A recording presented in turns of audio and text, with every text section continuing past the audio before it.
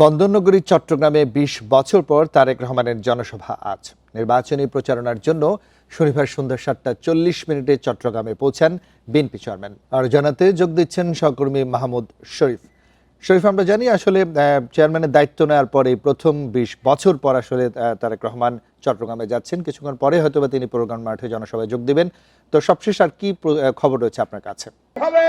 এরই মধ্যে খন্ড খন্ড মিছিল নিয়ে নেতাকর্মীরা এই চট্টগ্রামের ঐতিহাসিক পলো গ্রাউন্ড যে ময়দান রয়েছে এই ময়দানে আসতে শুরু করেছে। এরই মধ্যে এই মঞ্চ যে করা হয়েছে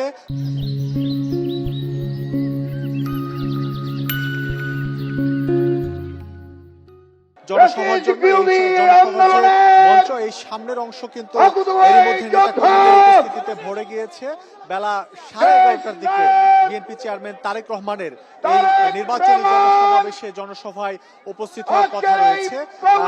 9:30টার দিকে এর আগে অর্থাৎ এখানে উপস্থিত হওয়ার আগে তিনি হোটেল রেডিসনে তরুণ সমাজের সাথে কি মত বিনিময় আছে সেই মত বিনিময়ে অংশ নেবেন। আমরা এর আগে দেখেছিলাম সিলেটে যখন গিয়েছিলেন তারেক রহমান, তখন কিন্তু সেই সিলেটের যে মূল সমাবেশ সেখানে যুক্ত হওয়ার আগে নেতা কর্মীদের সাথে কথা বলার আগে তিনি তরুণ সমাজের সাথে কথা বলেছেন, তরুণ সমাজের মতামত দিয়েছেন কিভাবে দেশ পরিচালনা করলে মানুষের অধিকার বাস্তবায়ন করা যাবে, দেশ রক্ষা পাবে, নানা ধরনের ষড়যন্ত্র থেকে এসব মতামত নেওয়া হয় বা হয়েছে।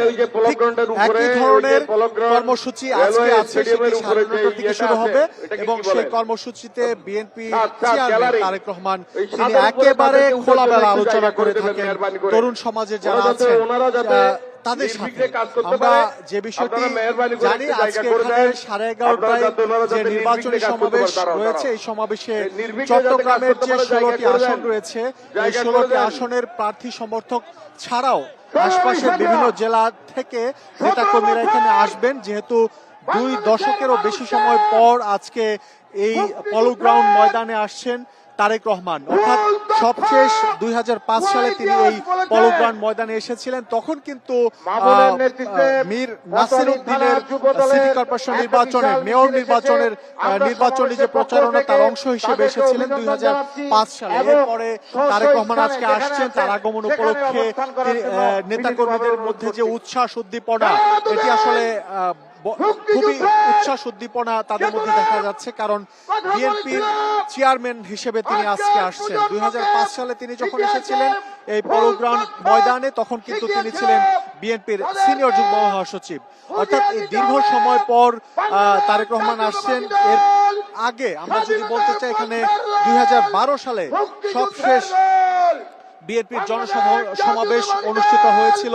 সেই সমাবেশে বক্তব্য রেখেছিলেন প্রয়াত বিএনপি চেয়ারপারসন বেগম খালেদা জিয়া। অর্থাৎ দীর্ঘদিন পর আজকে চট্টগ্রামে এই কর্মসূচিকে ঘিরে নেতাকর্মীদের মধ্যে ব্যাপক উৎসাহ উদ্দীপনা, কারণ এখানে তারেক রহমান নির্বাচনকে সামনে রেখে বিভিন্ন দিক নির্দেশনা দেবেন, কিভাবে রাষ্ট্র পরিচালনা করা যায়, কিভাবে মানুষের উন্নয়নে কাজ করা যায়, এসবই তিনি দিক নির্দেশনা দেবেন নেতাকর্মীদের।